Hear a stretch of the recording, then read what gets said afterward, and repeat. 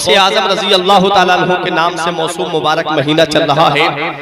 जमील कादरी कहते हैं कि पार बेड़े को लगा देते हैं गौसे आजम। सुभान अल्लाह, बेशक मोहब्बत से पीछे वाले ही बोले सुभान अल्लाह कि पार बेड़े को लगा देते हैं गौसे आजम। पार बेड़े को लगा देते हैं गौसे आजम। पार बेड़े को लगा देते हैं गौसे आजम। अरे डूबी कश्ती को तिरा देते हैं गौसे आजम। डूबी कश्ती को तिरा देते हैं गौसे आजम। चोरी चोरी करे अबदाल का रुतबा पाए। चोरी चोरी करे अबदाल का रुतबा पाए। और शान बंदे की बढ़ा देते हैं गौसे आजम। शान बंदे की बढ़ा देते हैं गौसे आजम। शान बंदे की बढ़ा देते हैं गौसे आजम। शान बंदे की बढ़ा देते हैं गौसे आजम। अभी एक दो सदी ही बीती है कि इस्लाम की वो रंगत, इस्लाम की वो आन बान मांद पड़ चुकी है जो हमें पहली दूसरी तीसरी सदी में देखने को मिल रही थी। हजरात जब 400 सदी हिजरी आती है हजरात, तो वो इस्लाम की आन बान, इस्लाम की वो शान शौकत जो हमें कुरूने उला कुरूने सानी में देखने को मिल रही थी, अब हमें वैसी रंगत देखने को नहीं मिल रही है। हजरात उलमाए हक मदारिस तक महदूद हो चुके थे। उलमाए सू उमरा की कासालीसी में एक दूसरे पे सबकत ले जाने की कोशिश कर रहे थे। अहले खानकाह अपने आप को खानकाहों में महदूद करा चुके थे। ऐसे वक्त में जरूरत थी एक ऐसी आलमगीर रूह परवर ईमान अफरोज दिल नवाज शख्सियत की कि जो उन लोगों को चौंका सके, जो बेहरा रवि के भंवर में हिचकोले खाने वाले लोगों की कश्ती हयात को किनारे से लगा सके। तो इन तमाम जरूरियात की तकमील के लिए परवरदिगारे आलम ने कस्बा जीलान के मोहल्ला नीफ की सरजमीन पर एक ऐसी शख्सियत को जलवा पैदा फरमाया जिसे दुनिया कुतुब रब्बानी के नाम से जानती है, जिसे दुनिया महबूब सुबहानी के नाम से जानती है, जिसे दुनिया शहबाज लामकानी के नाम से जानती है, जिसे पूरी दुनिया गौसे आजम के नाम से जानती है। किस्मत विलायत के ताजदार हुजूर गौसे आजम एक रमजानुल मुबारक को कस्बा जीलान के मोहल्ला नीफ में जुमे के दिन पैदा होते हैं। सन हिजरी 471 या सन हिजरी 470 को पैदा होते हैं। जैसे ही गौसे आजम पैदा हुए घर में खुशी का माहौल है, हर इंसान खुशियां मना रहा है, हर इंसान खुशी से फूले नहीं समा रहा है। माँ के चेहरे से खुशी के आसार जाहिर हो रहे हैं, फूफी के चेहरे से खुशी छलक रही है, वालिद के चेहरे से खुशी छलक रही है, नाना के चेहरे से खुशी छलक रही है। हर इंसान खुशियां मना रहा है क्योंकि घर में बेटे की विलादत हुई है, घर में खुशी का माहौल है। लेकिन गौसे आजम की वालिदा जिनका नाम उम्मुल खैर फातिमा है, वो देखा कि कुछ देर के बाद में आंखों से आंसू बहा रही है। लोग हैरान हैं, लोग हैरत की नजर से देख रहे हैं कि ये मामला क्या है। अभी तो फातिमा हंस रही थी, अभी तो फातिमा खुश थी, अभी तो फातिमा के चेहरे से खुशी के आसार जाहिर हो रहे थे। अब क्या है कि फातिमा की आंखों से आंसू निकल रहे हैं। लोगों ने हजरत फातिमा उम्मुल खैर से पूछा, ए फातिमा अभी तो तुम हंस रही थी, अभी तो तुम्हारे चेहरे से हंसी जाहिर थी, अभी तो तुम्हारे चेहरे से खुशी के आसार नमूदार हो रहे थे, अब तुम्हारी आंखों से आंसू कैसे निकल रहे हैं। तो फातिमा उम्मुल खैर कहती हैं, गौसे आजम की वालिदा कहती हैं, जब मेरे घर में बेटे ने जन्म लिया था तो मेरे चेहरे पे खुशी जाहिर हुई थी, लेकिन जब मैंने अपने लाल को दूध पिलाना चाहा है तो मेरा बेटा दूध नहीं पी रहा है, मेरे बेटे ने दूध को मुंह नहीं लगाया है। मैंने बहुत कोशिश की लेकिन मेरा बेटा दूध नहीं पी रहा है। जब मेरा बेटा कुछ पिएगा नहीं तो ये जिंदा कैसे रहेगा। मैं इसलिए आंसू बहा रही हूँ, कहीं मेरे बेटे को कोई तकलीफ तो नहीं है, कहीं मेरे बेटे को कोई परेशानी तो नहीं है, कहीं मेरे बेटे को कोई दिक्कत तो नहीं है, कहीं मेरे बेटे को किसी मुसीबत ने तो नहीं घेर लिया है, आंखों से आंसू निकल रहे हैं, इसी कश्मकश में पूरा दिन निकल जाता है। मोहल्ले के लोग हाजिर हैं, कबीले वाले हाजिर हैं, और फातिमा उम्मुल खैर की आंखों से आंसू निकल रहे हैं। लेकिन जब कस्बा जिलान के मसाजिद से मगरिब की अजान की आवाज आती है, और जब मस्जिद के अंदर मुअज्जिन पुकार करके कह रहा था अल्लाहु अकबर अल्लाहु अकबर, जब अजान की आवाज आ रही थी, जब गौसे आजम को दूध दिया जाता है तो गौसे आजम दूध तनावुल कर रहे हैं, गौसे आजम दूध पी रहे हैं। गौसे आजम रजी अल्लाह ताला अन्हु के बारे में पूरे कस्बा जिलान में ये बात फैल जाती है कि सादात घराने में एक ऐसा बच्चा पैदा हुआ है, सैयदों के घर में एक ऐसा बेटा पैदा हुआ है कि जो पैदा होते ही रोजा रख रहा है। मैंने आलम में तसव्वुर में अर्ज किया, मेरे गौसे आजम शरीयत का हुक्म आप पे लगा नहीं है, शरीयत के अहकाम आप पर अभी वारिद नहीं हुए हैं। शरीयत के हुक्म तब लगते हैं जब इंसान बालिग हो जाता है, अभी तो आप पैदा हुए हैं, पैदा होते ही आप रोजा क्यों रख रहे हैं? तो मेरे गौसे आजम की रूहानियत ने जवाब दिया था, मेरे गौसे आजम की करामत ने जवाब दिया था। और गौसे आजम बचपन से रोजा रख करके अपने उन गुलामों को पैगाम दे रहे हैं जो सीना तान के कहते हैं कि गौस का दामन नहीं छोड़ेंगे, जो सीना तान के कहते हैं कि हम गौस की गुलामी का पट्टा गर्दन में डाले हुए हैं, जो सीना तान के कहते हैं हम गौसे आजम के गुलाम हैं। अरे तुम कैसे गुलाम हो? गौसे आजम तो पैदा होते ही रोजा रख रहे हैं, और तुम रमजान के महीने में खाते फिर रहे हो, तुम रमजान के महीने में बीड़ी सिगरेट गलियों में पीते फिर रहे हो। क्या यही गौसे आजम की गुलामी है प्यारे? ये गौसे आजम की गुलामी नहीं है, गौसे आजम से मोहब्बत है, गौसे आजम से प्यार है, गौसे आजम से अकीदत है। तो मेरे गौसे आजम ने जो हुक्म दिया है उस पर पाबंदी करो, गौसे आजम ने जो हुक्म दिया है उस पर अमल पैरा हो जाओ, और पूरी दुनिया को यह बता दो कि हम गौसे आजम के गुलाम हैं। बुलबुल से बहरहाल नस्ल न छूटेगा, बरके तपा के खौफ से गुलशन न छूटेगा, माहौल गर्चे अपने मुआफिक ये नहीं है, अरे हाथों से मगर आपका दामन न छूटेगा। सुभान अल्लाह, बेशक सुभान अल्लाह,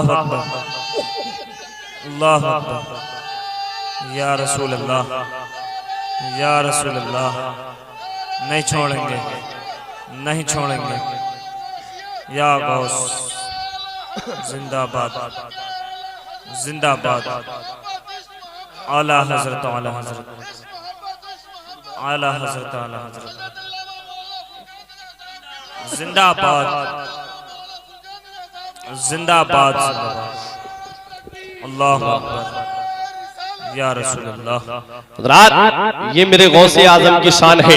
जमील कादरी बरेली से पुकार उठे, खुदा के फजल से हम पर है साया गौसे आजम का, हमें दोनों जहां में है सहारा गौसे आजम का। मुरीदी ला तखफ कहकर तसल्ली दी गुलामों को, कयामत तक रहे बेखौफ बंदा गौसे आजम का, और रहे पाबंद अहकामे शरीयत बचपने ही से, रहे पाबंद अहकामे शरीयत बचपने ही से, न छूटा शीर फारी में भी रोजा गौसे आजम का। और फरिश्तों रोकते हो क्यों हमें जन्नत में जाने से? ये देखो हाथ में दामन है किसका? गौसे आजम का। ये गौसे आजम की शान है, बचपन का जमाना है। आपके वालिद शेख अबू सालेह मूसा जंगी दोस्त के पास एक औरत आती है, गौसे आजम बाहर बच्चों के साथ में थे, उनके वालिद के पास एक औरत आई, आकर के रोने लगी। गौसे आजम के वालिद शेख अबू सालेह मूसा जंगी दोस्त फरमाते हैं, ए औरत तेरे रोने का मतलब क्या है? ए औरत तेरे रोने का मकसद क्या है? ए औरत तेरे रोने का माहसल क्या है? ए औरत तेरे रोने का हासिल कलाम क्या है? ए औरत तेरे रोने की ग़र्ज़ो गायत क्या है? ए औरत तू मेरी बारगाह में आकर के रो क्यों रही है? उस औरत ने कहा, हुजूर मेरी 6 लड़कियां हैं और मैं अब भी हामिला हूं, मैं पेट से हूं। हुजूर मेरे शौहर ने ये शर्त रखी है, मेरे शौहर ने मुझ पे ये शर्त लागू की है कि अगर अब की लड़की पैदा हुई तो तेरे हाथ पैर तोड़ करके घर से बाहर निकाल दूंगा, तुझे तलाक दे दूंगा। हुजूर मेरे शौहर ने ये शर्त रखी है कि अगर अब की लड़की पैदा हुई तो तुझे तलाक दे दूंगा। हुजूर ये तो अल्लाह की शान और कुदरत है, रब जिसे चाहता है बेटे देता है। अल्लाह कुरान में इरशाद फरमाता है, यहाबु मन यशाउ इनासो व यहाबु मन यशाउ ज़कूरा। अल्लाह जिसे चाहता है लड़के अता फरमाता है, अल्लाह जिसे चाहता है लड़कियां अता फरमाता है। ये तो मेरे रब के दस्ते कुदरत में है, रब जिसे चाहे लड़का दे, रब जिसे चाहे लड़की दे। हुजूर इसमें मैं कुछ नहीं कर सकती, लेकिन मेरा शौहर बहुत जालिम है, वो कह रहा है कि अगर आपकी लड़की पैदा हुई तो मैं तुझे तलाक दे दूंगा। हुजूर सिर्फ आप इतना बता दीजिए, मेरे पेट में जो कुदरत का ग्राउंड बना हुआ है उसमें लड़का है कि लड़की है? हुजूर गौसे आजम के वालिद अपनी आंखें बंद करते हैं, फरमाते हैं थोड़ा सब्र कर। दुनिया का उसूल ये है, दुनिया के लोगों का तरीका ये है कि जब देखते हैं तो आंखें खोल के देखते हैं, मगर जब अल्लाह का वली देखता है तो आंखें बंद करके देखता है। उल्टी ही चाल चलते हैं दीवान गाने इश्क, उल्टी ही चाल चलते हैं दीवान गाने इश्क, आंखों को बंद करते हैं दीदार के लिए। मौलाना रूम फरमाते हैं लौहे महफूज पेशे औलिया, अल्लाह के वलियों के सामने लौहे महफूज होता है।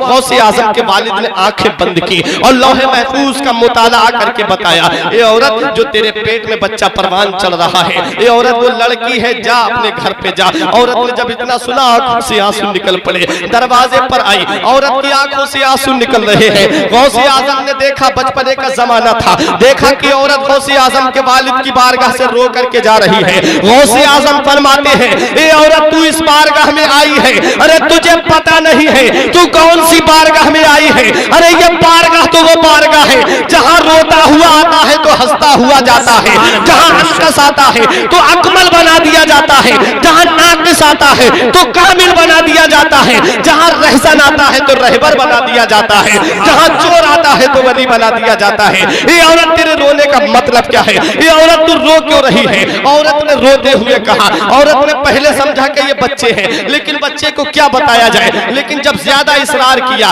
तो बच्चे से गौसे आजम से वो औरत कहती है ए बेटा तुम्हें क्या बताऊं, मेरे शौहर ने मुझे ये शर्त रखी है, मुझसे ये शर्त रखी है कि अगर आपकी लड़की हुई तो मैं तुझे घर से निकाल दूंगा। कहा तू यहाँ क्या करने आई थी? कहा ये पूछने आई थी कि मेरे शिकम में जो बच्चा परवान चल रहा है वो लड़का है कि लड़की है? कहा क्या बताया? कहा ये बताया कि लड़की है। हजरात गिरामी गौसे आजम कहते हैं ए औरत परेशान मत हो, अब जो डॉक्टर जिस मर्ज को पहचान लेता है तो उसकी दवा भी जानता है। अगर बुखार है तो बुखार की दवा भी जानता है, अगर किसी के सर में दर्द है तो सर के दर्द की टैबलेट भी जानता है, अगर किसी के पैर में दर्द है तो पैर के दर्द की भी टैबलेट जानता है। गौसे आजम कहते हैं ए औरत तुझे पता नहीं है, अगर कोई हकीम, अगर कोई डॉक्टर, अगर कोई तबीब जब मर्ज पहचान लेता है तो उसकी दवा भी जानता है। कहा बेटा क्या कहना चाहते हो? कहा ये कहना चाहता हूँ तू जा और जाकर के कहना कि जब हकीम जब तबीब मर्ज पहचान लेता है तो उसकी दवा भी जानता है।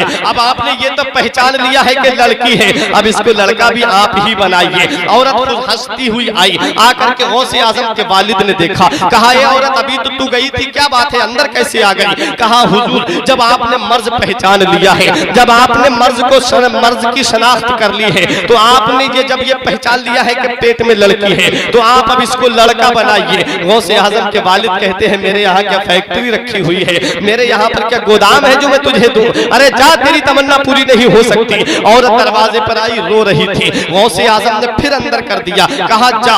गौसे आजम ने जब अंदर किया औरत फिर अंदर आई, कहा अरे औरत जाती क्यों नहीं? औरत ने कहा ये मुझे बाहर नहीं निकलने दे रहे हैं। गौसे आजम के वालिद कहते हैं कौन है जो तुझे बाहर नहीं जाने दे रहा है? उस औरत ने छोटे से थे हाथ पकड़ करके गौसे आजम को सामने कर दिया, कहा ये मुझे बाहर नहीं जाने दे रहे हैं। गौसे आजम रजी अल्लाह ताला अन्हु सामने खड़े हुए हैं। गौसे आजम के वालिद कहते हैं ए बेटा अब्दुल कादिर क्या बात है, क्यों नहीं जाने दे रहे हो? कहा हुजूर जब आपने ये पहचान लिया है कि इसके शिकम में लड़की है, ये आपने कैसे पहचाना है? तो गौसे आजम के वालिद कहते हैं मैंने लौहे महफूज में देख करके पहचाना है। तो गौसे आजम फरमाते हैं ए मेरे वालिद मोहतरम, जब आपको अल्लाह ताला ने इतनी ताकत दी है, इतनी सलाहियत दी है, इतनी क्षमता दी है, इतना पावर दिया है, इतनी शक्ति दी है कि आप लौहे महफूज देख सकते हैं, तो अल्लाह ने इतनी ताकत भी दी है कि उसमें कुछ लिख भी सकते हैं। गौसे आजम के वालिद ने जब इतना सुना तो गौसे आजम के वालिद कहते हैं ए बेटा अब्दुल कादिर, इसका इख्तियार मैं तुझे दे रहा हूँ, इसकी सलाहियत मैं तुझे दे रहा हूँ। गौसे आजम के वालिद कहते हैं बेटा इसका पावर मैं तुझे दे रहा हूँ। तो गौसे आजम फरमाते हैं ए औरत सुन ले, जो तेरे पेट में बच्चा है उसे तो मैंने लड़का कर ही दिया है, जो घर पे 6 लड़कियां छोड़ करके आई है मैंने उन्हें भी लड़का बना दिया है।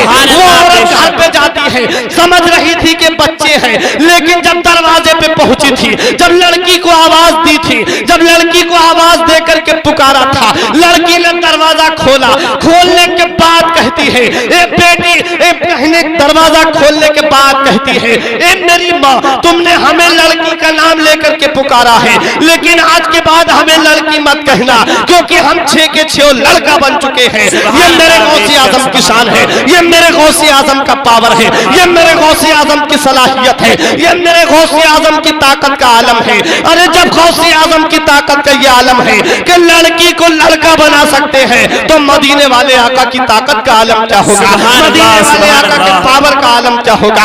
तभी तो शायर कहता है, जब उनके गदा भर देते हैं शाहाने जमाना की झोली, जब उनके गदा भर देते हैं शाहाने जमाना की झोली। अरे मोहताज का जब ये आलम है, मुख्तार का आलम क्या होगा। चाहे तो इशारों से अपने काया ही पलट दे दुनिया की, चाहे तो इशारों से अपने काया ही पलट दे दुनिया की। ये शान है उनके गुलामों की, सरदार का आलम क्या होगा।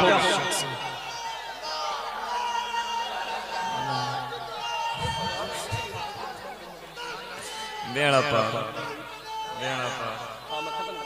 एक बात अल्लाह अकबर। हज़रात,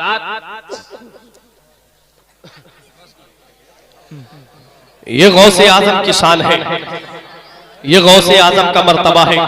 हज़रात, यही मेरे गौसे आजम है।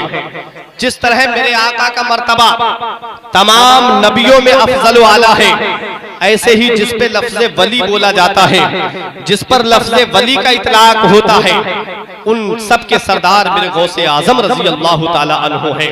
ये मेरे गौसे आजम की शान है। आखिरी बात बयान करके मैं आपके सामने से रुखसत हो रहा हूँ।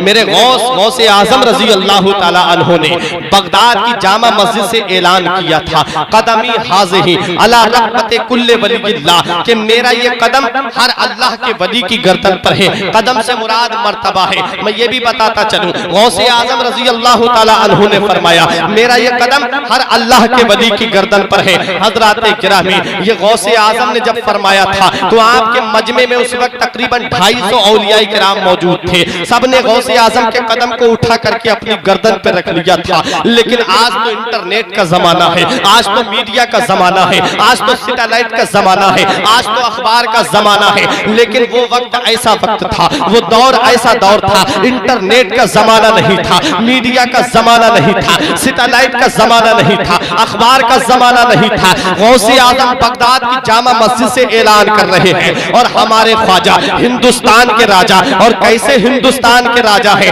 जब मेरे ख्वाजा गरीब नवाज को मेरे आका मदीने के ताजदार हुजूर सल्लल्लाहु ताला अलैहि वसल्लम के दरबार में जब मेरे ख्वाजा पहुंचे थे, और जब आका की बारगाह में सलाम किया था, तो मेरे आका ने जवाब दिया, ए मोइनुद्दीन, तुम हमारे दीन के मोइन हो, तुम हमारे दीन के मददगार हो, जाओ, हमने तुम्हें हिंदुस्तान की बादशाहत दे दी है, हिंदुस्तान की सरजमीन पर जाओ, वहां कोई अल्लाह अल्लाह करने वाला नहीं है, वहां कोई नबी को पुकारने वाला नहीं है, वहां कोई वहदानियत की राह पे चलने के लिए तैयार नहीं है, जाओ और हिंदुस्तान की सरजमीन को जाकर के पाक करो। मेरे ख्वाजा का नाम मोइनुद्दीन है। मेरे ख्वाजा की वालिदा आपको हसन कह करके पुकारा करती थी। गरीब नवाज का लक़ब मेरे ख्वाजा को कैसे मिला है, गरीब नवाज का लक़ब मेरे ख्वाजा को कैसे मिला, तो मुख्तसर से वक्त में मैं आपको बताता चलूं। मेरे ख्वाजा गरीब नवाज बहुत बड़े थे अपने घर से, मेरे ख्वाजा अपने घर से बहुत अमीर थे। मेरे ख्वाजा सैयद गियासुद्दीन के बेटे थे, और जब आप बेहतरीन लिबास पहन करके, बेहतरीन फाखरा लिबास पहन करके ईदगाह को तशरीफ ले जा रहे थे, जो रास्ते में मिल रहा था सलाम करते जा रहे थे, मेरे ख्वाजा गरीब नवाज ने देखा सड़क के किनारे पे एक नाबीना लड़का खड़ा हुआ है, जिस्म पे फटे हुए कपड़े पहने हुए हैं, हाथ में मामूली छड़ी है, बाल बिखरे हुए हैं, उदास लड़का खड़ा हुआ है। मेरे ख्वाजा ने उस लड़के को सलाम किया। हिंदुस्तान का बादशाह सलाम कर रहा है, हिंदुस्तान का राजा सलाम कर रहा है, एक मामूली सी लड़के को मेरे ख्वाजा सलाम कर रहे हैं। आज का इंसान समझता है आने वाला इमाम हमको सलाम करे, आज इंसान ये सोचता है कि ये जाने वाला इंसान हमको सलाम करे। मैं बताना चाहता हूँ मुसलमानों, मेरे आका फरमाते हैं जो पहले सलाम करेगा वो जन्नत में पहले जाएगा। हजरात गिरामी, मेरे ख्वाजा गरीब नवाज ने सलाम किया, इरशाद फरमाया, ए भाई तुम्हारी आंखों से आंसू क्यों निकल रहे हैं, तुम्हारा चेहरा उदास क्यों है? उस बच्चे ने कहा, मुझसे मेरा हाल क्यों पूछ रहे हो? कहा बताओ तो सही। उस बच्चे ने कहा, भाई हसन, खुशी वो बनाते हैं जिसके बाप जिंदा होते हैं, फूले वो नहीं समाते हैं जिनकी माँ होती है, बन सवर के नमाज पढ़ने ईदगाह के लिए वो निकलते हैं जिनके भाई बहन होते हैं। आज मेरा इस दुनिया में कोई नहीं है, न मेरी माँ है, न मेरा बाप है, न मेरे भाई बहन है, मेरे इस दुनिया में कोई नहीं है। मेरे ख्वाजा गरीब नवाज ने उस बच्चे का हाथ पकड़ा और कहा, कसम है उस खुदा की जिसके दस्ते कुदरत में मोइनुद्दीन की जान है, उस वक्त तक ईद की नमाज नहीं पढ़ूंगा जब तक तुझे माँ वाली ममता नहीं दिला दूंगा, जब तक तुझे भाई वाला प्यार नहीं दिला दूंगा, जब तक तुझे बाप वाली शफकत नहीं दिला दूंगा। मेरे ख्वाजा हाथ पकड़ करके अपने घर ले जाते हैं। ख्वाजा गरीब नवाज की वालिदा मुसल्ले पे बैठी। कहा, बेटा मोइनुद्दीन बड़ा जल्दी ईद की नमाज पढ़ करके आ गए हो। कहा, माँ कैसे ईद की नमाज कबूल होती? ये नाबीना लड़का हमारी सड़क के किनारे पे बैठा हुआ रो रहा है। मेरी माँ, मैंने इसे अपना भाई बना लिया है। मेरी माँ, मैंने इसे अपना भाई मान लिया है। तू उस नबी की नवासी है जिस नबी ने गरीबों को अपने सीने से लगाया है। तू उस नबी की नवासी है जिस नबी के ऊपर ताइफ के मैदान में पत्थर बरसाए गए थे और जब नबी अकरम सल्लल्लाहु ताला अलैहि वसल्लम के जिस्म मुबारक से खून निकल रहा था और जब हवा का फरिश्ता आया था, कहा, आका इजाजत दीजिए, इन्हें अभी उड़ा करके ले जाऊं। पानी का फरिश्ता आया, बोला, हुजूर इजाजत दीजिए, इन्हें अभी यहीं पर बहा दूं, यहीं पर डिबो करके मार दूं। जिब्रील अलैहिस्सलाम ने कहा था, आका इजाजत दीजिए, दोनों पहाड़ों को मिला दूंगा, यहीं पर पिस जाएंगे। तो मेरे नबी ने इरशाद फरमाया था, ए जिब्राइल सुनो, मैं इस दुनिया में कहरो गज़ब बनकर नहीं आया हूँ, बल्कि मैं तो गरीबों को सीने से लगाने के लिए आया हूँ, मैं तो गरीबों की मदद करने के लिए आया हूँ, मैं तो यतीमों को कलेजे से लगाने के लिए आया हूँ। मेरे ख्वाजा गरीब नवाज कहते हैं, मेरी माँ, तू भी उस नबी की नवासी है जिस नबी ने गरीबों को सीने से लगाया है। तू उस नबी की नवासी है जिसने यतीमों को अपने सीने से लगाया है। मेरी माँ, इस बच्चे को मैंने अपना भाई बना लिया है, तू इसे बाप वाला प्यार दे दे, माँ वाली ममता दे दे। मेरे ख्वाजा की वालिदा कहती है, बेटा घबरा नहीं। उस बच्चे को गुस्ल देती है, बेहतरीन कपड़े पहनाती है, सर में तेल डालती है, आंखों में सुरमा लगाती है। उसके बाद जब वो लड़का खुश होने लगा, जब लड़के के चेहरे से खुशी जाहिर होने लगी, तो गैब से आवाज आती है, ए मोइनुद्दीन हसन, अब तक तो तुम हमारे हसन थे, लेकिन आज से हम तुम्हें गरीब नवाज का लक़ब अता फरमाते हैं। मेरे गरीब नवाज उस बच्चे का हाथ पकड़ते हैं, उस बच्चे को ईदगाह को ले जा रहे हैं। वो लड़का रास्ते में खुश नजर आ रहा है, चेहरे से खुशी झलक रही है और रास्ते में कहता हुआ जा रहा था कि खुद सुनाने अपनी बर्बादी के अफसाने कहाँ जाते, सुनाने अपनी बर्बादी के अफसाने कहाँ जाते, तेरा दर छोड़कर ख्वाजा ये दीवाने कहाँ जाते। हमेशा भीख हमने तो इसी चौखट से पाई है, हमेशा भीख हमने तो इसी चौखट से पाई है, हम अपनी उलझने औरों में सुलझाने कहाँ जाते। तुम्हारे सर पे ख्वाजा ताज है मुश्किल कुशाई का, हम अपनी उलझने औरों में सुलझाने कहाँ जाते। सुभान अल्लाह। नारे तकबीर, नारे रिसालत, नारे गौस,